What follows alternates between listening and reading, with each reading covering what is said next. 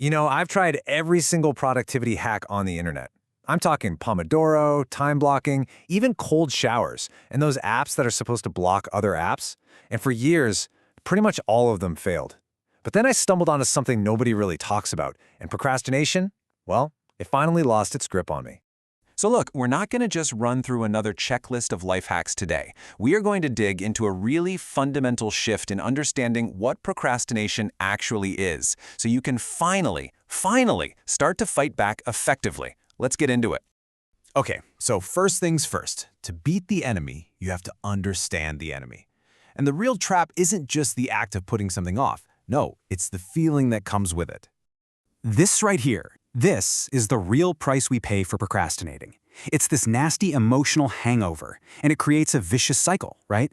We put off a task because we want to avoid feeling anxious or overwhelmed, but the delay just makes the guilt and the shame pile up even higher. And that, of course, makes us want to avoid the task even more, and around we go. And this quote, man, it just hits the nail on the head.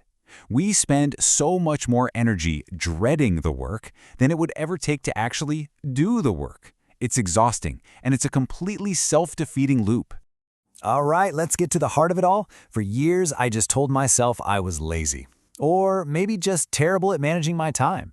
Turns out that was the wrong diagnosis entirely, which explains why none of the so-called cures ever really stuck.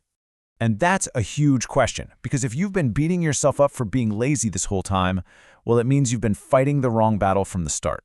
Okay, if you remember one thing from all this, let it be this right here. This is the big aha moment. Procrastination is not a time management problem. It's an emotional regulation problem. Think about it for a second. We're not actually avoiding the task.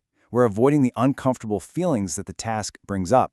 The anxiety about messing up, the self-doubt, or sometimes just plain old boredom. And believe it or not, there's a reason your brain does this.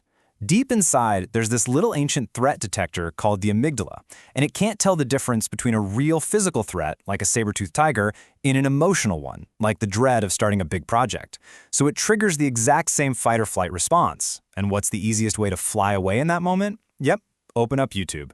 You get this instant relief, but the actual problem? It just gets bigger. So to make ourselves feel okay about bailing on the task, our logical brain swoops in and starts making up stories. Psychologists call them cognitive distortions, but let's be real. They're just clever lies we tell ourselves to justify putting things off and to keep us stuck. Oh yeah, this is the classic, isn't it? But here's the truth. The research shows it's a total myth. It would be way more accurate to say you only work under pressure. Why? Because that last-minute panic and adrenaline rush is finally strong enough to punch through your emotional avoidance. But the quality of your work, it almost always takes a hit. Ah, yes, the lie of future me. See, our brains are actually pretty terrible at predicting how we're going to feel in the future. We imagine this perfect time, this perfect mood that will just magically arrive, but it almost never does. All we're really doing is kicking the can down the road for our poor future self to deal with. This one's a defense mechanism. It's a self-protective lie. If we can convince ourselves that the task is stupid or meaningless, then it won't sting as much if we fail at it or if we don't do it at all. It's our brain's way of keeping us from even having to try. And this lie? Oh, this one is especially sneaky because it protects our ego. By never actually giving our full, honest effort, we give ourselves a built-in excuse for the outcome. It means we never have to face what we're truly capable of, which, let's be honest, can be a really scary thought. So if the problem is emotional, it stands to reason that the solution has to be emotional too, and it's the complete opposite of what most of us think. It's not about being tougher on yourself, it's about learning to be kinder. This is the real turning point. Trying to beat procrastination into submission with guilt and self-blame, well, that's like trying to put out a fire with a can of gasoline. You're just feeding the very negative emotions that caused the problem in the first place. Now, self-compassion doesn't mean letting yourself off the hook. It's about changing that voice in your head. So when you procrastinate, instead of saying, "Oh, you're so lazy," you try saying, "Okay, this is clearly hard and it's okay to feel overwhelmed. What's one tiny thing I can do right now?" It's a total game changer. And this isn't just some fluffy, feel-good idea. It is backed by solid research.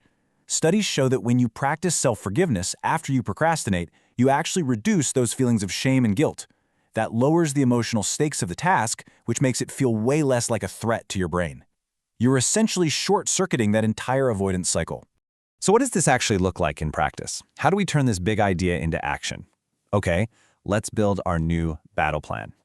These aren't strategies for managing time. They're for managing your emotional response to the work. The name of the game here is to make the very first step so ridiculously small, so laughably easy, that your brain has absolutely no reason to see it as a threat. Write a 10-page report is terrifying. Open the document, not so bad. Write one terrible sentence. Hey, anyone can do that. And so often, just that tiny little start is all you need to break the spell. All right, next up is a classic for a reason. Mark Twain called it eating the frog. The idea is simple. Tackle that one task you are dreading the most first thing in the morning. Just rip the Band-Aid off. When you get the hardest thing done first, you get this huge wave of accomplishment and momentum that can carry you through the whole rest of the day. Everything else just feels easier by comparison. Look, our impulsive brains are wired to chase after shiny objects and instant rewards, so we can't just rely on willpower alone. That's a losing game. You have to actively build a fortress of focus. Make it physically harder to get to your distractions than it is to just do the work. You have to engineer your environment for success. This one sounds simple, but it is surprisingly powerful. See, procrastination absolutely loves to hide in the dark, in secrecy. When we keep our goals and our struggles all to ourselves, there are no consequences for not following through. But just telling a friend, hey, I'm going to finish this chapter by 3 p.m., well, that adds this little layer of social commitment. It externalizes your motivation and makes you way more likely to do it. So when you get right down to it, the real question isn't, how do I force myself to do the work? The real question is the one on your screen right now.